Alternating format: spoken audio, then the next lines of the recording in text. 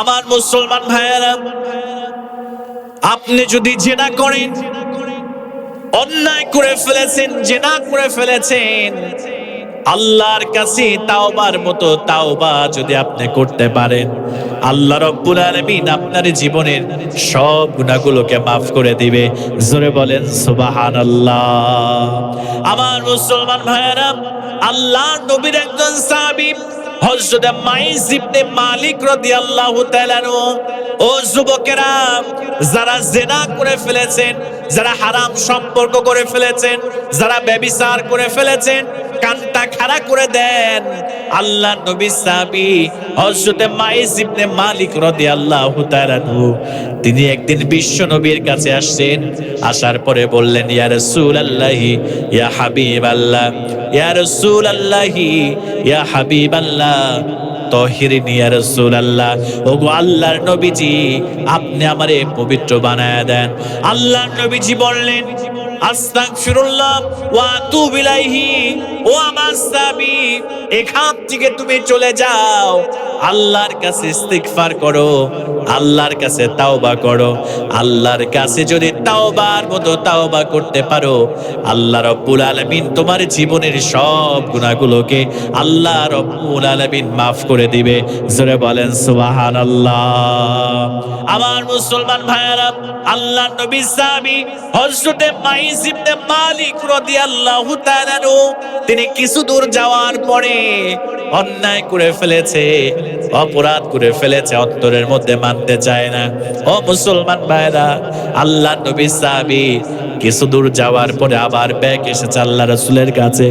এসে ইয়া বলছে, ইয়া রাসূলুল্লাহ তাহিরনি, ইয়া রাসূলুল্লাহ, ওগো আল্লাহর নবীজি, অন্যায় করে ফেলেছি, অপরাধ করে ফেলেছি, আপনি আমারে পবিত্র বানায় দেন। আল্লাহর নবীজি আবার বললেন, যাও, ফিরে যাও, আল্লাহর কাছে তাওবা করো, আল্লাহর কাছে ইস্তেগফার করো, আল্লাহ রাব্বুল আলামিন তোমার জীবনের সব গুনাহগুলোকে maaf করে দিবে। আমার মুসলমান ভাইয়েরা, হযরত মাইস ইবনে মালিক রাদিয়াল্লাহু তাআলা আনহু, তিনি আবার চলে গেলেন। যাওয়ার পরে কিছু দূর যাওয়ার পরে মনটা মানে না, আবার বিশ্ব নবীর কাছে চলে আসলেন। আল্লাহ নবীজিকে এসে বলছে, তাহিরিনি ইয়া রাসূলুল্লাহ, ওগো আল্লাহর নবীজি, আপনি আমারে পবিত্র বানায় দেন, আমি অপরাধ করেছি, অন্যায় করেছি, আমারে আপনি আর ফিরায় দিবেন না, আমারে আপনি আর ফিরায় দিবেন না, আমারে পবিত্র বানায় দেন। জোরে বলেন সুবহানাল্লাহ। তিনবার বললেন, ইয়া রাসূলুল্লাহ, আমি অন্যায় করেছি, অপরাধ করেছি, ইয়া রাসূলুল্লাহি তাহিরিনি, আমারে পবিত্র বানান, আমার মনের মধ্যে আর শান্তি পাচ্ছি না, আমার কলিজাটা ফেটে যাচ্ছে, আমার অন্তরের প্রশান্তি নষ্ট হয়ে গিয়েছে, ইয়া রাসূলুল্লাহ, আমারে পবিত্র বানায় দেন। আপনি যতক্ষণ না পবিত্র বানাবেন, ইয়া রাসূলুল্লাহ, আমি ততক্ষণ পর্যন্ত আমি শান্তি পাবো না। জোরে বলেন আল্লাহু আকবার। আমার মুসলমান ভাইয়েরা, আল্লাহর নবী এবার জিজ্ঞেস করলেন, ফিমা উতাহিরুক, ও আমার সাহাবী, কি এমন অপরাধ করেছ, কি এমন অন্যায় করেছ, যার কারণে তোমার এত কষ্ট হয়? আমার সাহাবী বলো, কি এমন অন্যায় করেছো, কি এমন অপরাধ করেছো, আমারে বলো, যার জন্য তোমার অন্তরের মধ্যে এত অনুশোচনা হয়। আল্লাহ নবী সাহাবী হযরত মাইস ইবনে মালিক রাদিয়াল্লাহু তাআলা বললেন, ইয়া রাসূলুল্লাহি ইয়া হাবিবাল্লাহ, মিনাজ জিনা, আমি জিনা করে ফেলেছি, আমি ব্যভিচার করে ফেলেছি, ইয়া রাসূলুল্লাহ, ইয়া হাবিবাল্লাহ, আমার রজম কার্যকর করে দেন, আমার মৃত্যুদণ্ড কার্যকর করে দেন।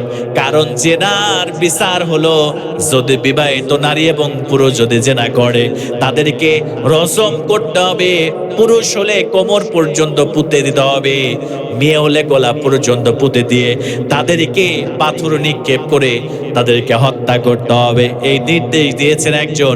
আওয়াজ দিয়ে বলেন তো প্রিয় ভাইরা, তিনি কে? পাথর মেরে হত্যা করতে হবে।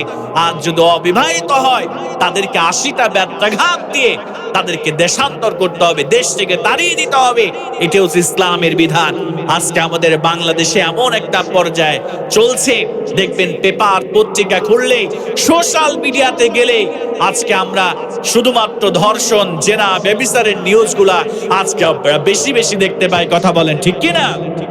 ও মুসলমান ভাইয়েরা, আজকে যদি আল্লাহর কোরআন দিয়ে সংসদ ভবন পরিচালনা করা যেত, আল্লাহর কোরআনের বিধান যদি এই জমিনে বাস্তবায়ন করা যেত, যদি একজন জেনাখোরকে, একজন ধর্ষককে যদি বাইতুল মুকাররমের সামনে যদি প্রকাশ্য দিবালোকে বিভিন্ন স্যাটেলাইট চ্যানেলে লাইভ টেলিকাস্ট প্রকাশ করে যদি আজকে জেনার ফাঁসি যদি কার্যকর করা যেত, ধর্ষকের ফাঁসি যদি কার্যকর করা যেত, তাহলে এই বাংলার জমিন থেকে ধর্ষক নামের এই জিনিসটা আমাদের বাংলাদেশ থেকে খুঁজে পাওয়া যেত না। কথা বলেন ঠিক কিনা?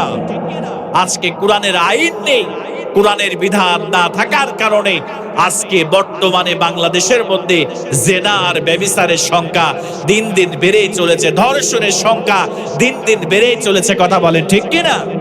আমার মুসলমান ভাইয়েরা, এজন্য কোরআনের আইন আমাদের বাস্তবায়ন করতে হবে। আল্লাহর জমিনে আল্লাহর দ্বীনকে প্রতিষ্ঠিত করতে হবে।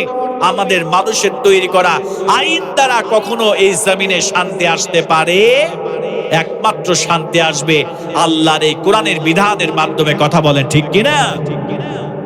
আমার মুসলমান ভাইয়েরা, হযরত মাইস ইবনে মালিক বললেন, ইয়া রাসূলুল্লাহ, ইয়া হাবিবাল্লাহ, আমি জেনা করে ফেলেছি, আমারে জেনা থেকে পবিত্র বানায় দেন, আমার মৃত্যুদণ্ড কার্যকর করে দেন। ইয়া রাসূলুল্লাহি, ইয়া হাবিবাল্লাহ, দুনিয়ার আযাব আমি সহ্য করতে পারবো, কিন্তু ওই কাল কিয়ামতের দিন ওই জাহান্নামের কঠিন আগুন আমি সহ্য করতে পারবো না। এজন্য আপনি আমার মৃত্যুদণ্ড কার্যকর করে দেন, আমাকে রজম করে, আমাকে পাথর মেরে আপনি হত্যা করার অনুমতি দেন। জোরে বলেন নাউজুবিল্লাহ। আল্লাহর নবীজি অন্যান্য সাহাবীদেরকে বললেন, ও আমার সাহাবীরা, আমার এই সাহাবী মাইস ইবনে মালিক কি পাগল হয়েছে নাকি, মাজনুন হয়েছে নাকি? যাও খবর নাও তার এলাকায়। আল্লাহর নবীজি তার এলাকায় সাহাবী পাঠালেন। সাহাবায়ে কেরাম এসে বললেন, ইয়া রাসূলুল্লাহ, ইয়া হাবিবাল্লাহ, মাইস ইবনে মালিক পাগল নন। ইয়া রাসূলুল্লাহ, ইয়া হাবিবাল্লাহ, সত্যিই তিনি জিনা করে ফেলেছে।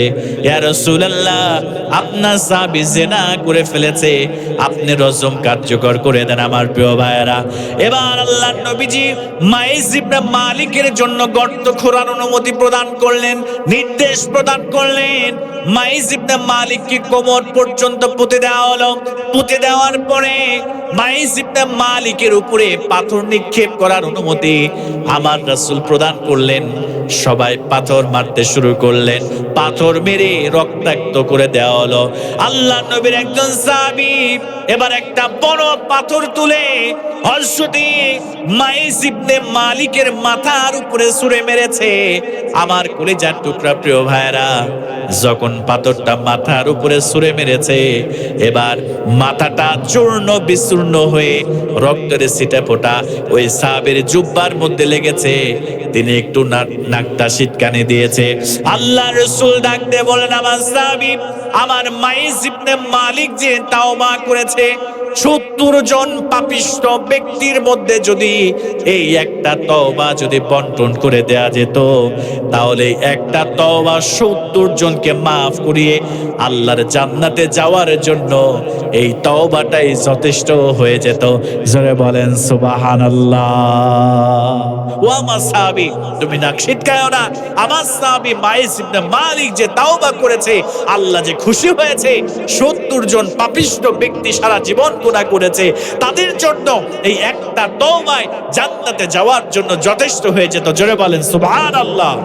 এজন্য আমার কলিজার টুকরা যুবকেরা, আমার মায়েরা, যারা জিনা করে ফেলেছেন, যুবতী বোনেরা যারা জিনা করেছেন, ব্যভিচার করেছেন, আল্লাহর কাছে তাওবা করেন। আল্লাহর কাছে তাওবা করলে আল্লাহ পাক সুবহানাহু ওয়া তাআলা আপনার জীবনের সব গুনাহগুলোকে আল্লাহ পাক মাফ করে দিবে। জোরে বলেন সুবহানাল্লাহ।